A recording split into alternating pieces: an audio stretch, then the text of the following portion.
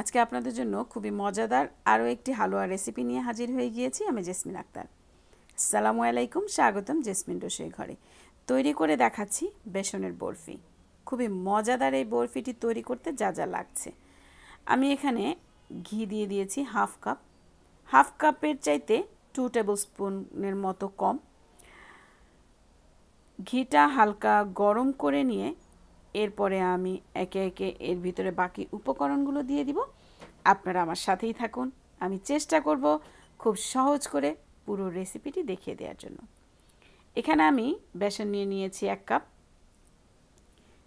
ঘিয়ের ভিতরে 1 কাপ বেসন আমি খুব ভালো করে ভেজে নিব।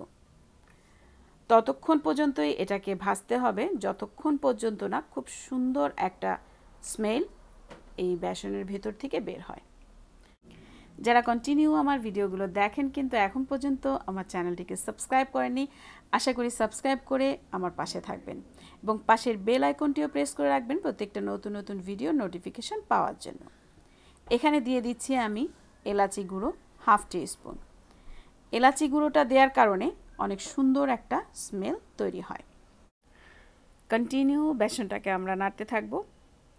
বেসনটা প্রপারলি ভাজা হয়ে গেলে, ঠিক কালারটা চেঞ্জ হয়ে এই অবস্থায় এলে আমরা চুলার আঁচটাকে বন্ধ করে দিব। চুলার আঁচটাকে বন্ধ করে দিয়ে আবারও খুব ভালো মতো নেড়েচেড়ে এর ভিতরে দিয়ে দিব পাউডার মিল্ক। পাউডার মিল্ক আমি এখানে ব্যবহার করেছি 1.5 কাপ। পাউডার মিল্ক দিয়েও এবার বেসনের সাথে খুব ভালো মতো মিশিয়ে নিব।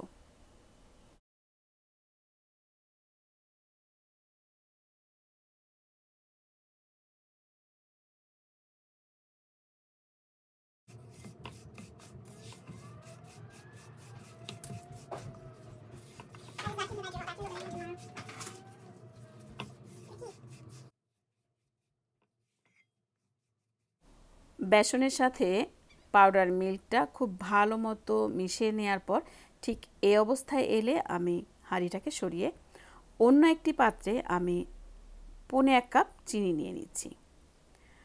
1.5 কাপ চিনির সাথে হাফ কাপের চাইতে কিছুটা কম পানি আমি এখানে দিয়ে দিচ্ছি একটা শিরা তৈরি করে নেওয়ার জন্য।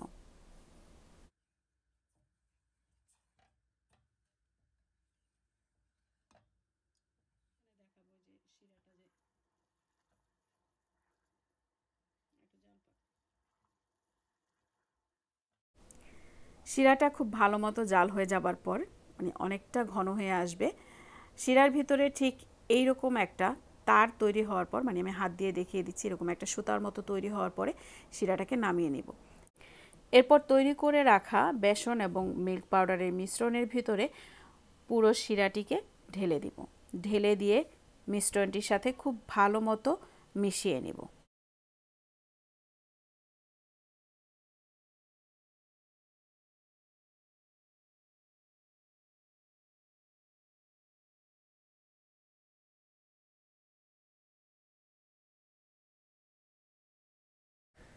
মিশ্রণটি নাড়তে নাড়তে যখন দেখব হাঁড়ি থেকে উঠে আসছে, চারপাশ থেকে বা হাঁড়ি থেকে উঠে আসছে, তখনই একটা পাত্রে ঢেলে নিব।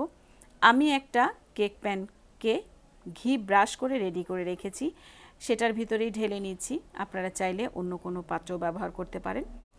আমি এভাবে ঢেলে নিয়ে একটু মোটা করে কাটবো দেখে আমি এভাবে কমিয়ে নিচ্ছি। এরপরে কেটে রাখা পেস্তা আর আলমন্ড ছিটিয়ে দিয়ে আমি ঠান্ডা করার জন্য রাখবো। এই হালুয়াটা ঠান্ডা হতে কিছুটা সময় নেয়, তাই এটাকে আমি ওভারনাইট এভাবে রেখে দিব। আমি ফ্রিজে রাখবো না, আমি রুম টেম্পারেচারেই এই হালুয়াটাকে ঠান্ডা করে নিব। এবার একটা নাইফের সাহায্যে আমি কেটে নিচ্ছি।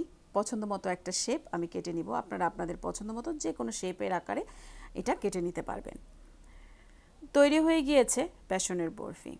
আমি চেষ্টা করেছি খুব সহজ করে রেসিপিটি দেখিয়ে দেওয়ার জন্য।